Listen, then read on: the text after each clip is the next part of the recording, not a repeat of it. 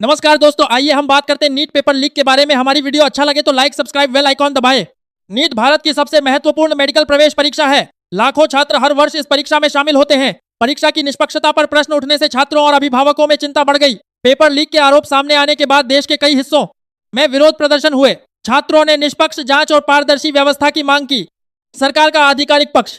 केंद्र सरकार ने कहा कि परीक्षा प्रणाली की विश्वसनीयता बनाए रखना उसकी सर्वोच्च प्राथमिकता है। सरकार ने स्पष्ट किया कि जहां भी अनियमितताओं के प्रमाण मिले वहां सख्त कार्रवाई की जाएगी। सरकार ने जांच एजेंसियों को मामले की पूरी जांच करने का निर्देश दिया और दोषियों के खिलाफ कठोर कानूनी कार्रवाई का भरोसा दिया। सरकार का यह भी कहना था कि कुछ स्थानों पर अनियमितताएं मिलने का अर्थ यह नहीं है कि पूरे देश की परीक्षा प्रक्रिया प्रभावित हुई, इसलिए प्रत्येक मामले की जांच तथ्यों और साक्ष्यों के आधार पर की जानी चाहिए।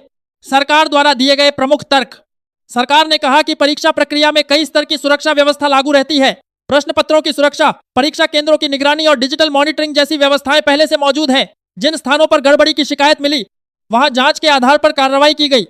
सरकार ने यह भी कहा कि भविष्य में ऐसी घटनाओं को रोकने के लिए सुरक्षा व्यवस्था और मजबूत की जाएगी तथा परीक्षा संचालन में आवश्यक सुधार किए जाएंगे। आंदोलनकारियों की प्रमुख मांगे।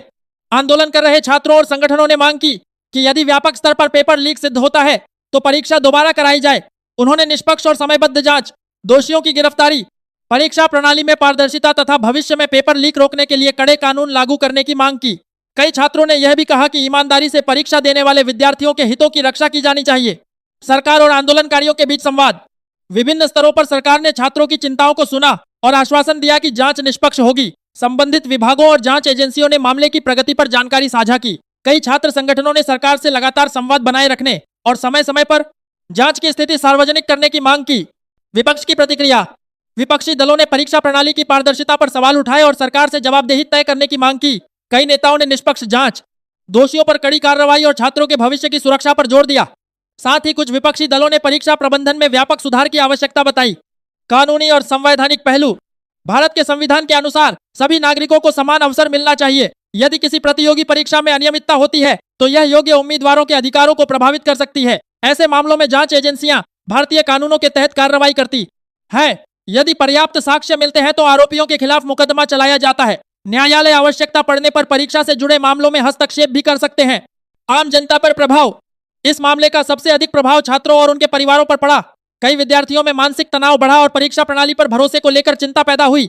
शिक्षा व्यवस्था की विश्वसनीयता बनाए रखने के लिए निष्पक्ष जांच और समय पर निर्णय महत्वपूर्ण माने गए। निष्कर्ष और आगे की संभावनाएं। नीट पेपर लीक विवाद ने परीक्षा प्रणाली की सुरक्षा और पारदर्शिता को लेकर गंभीर सवाल उठाए।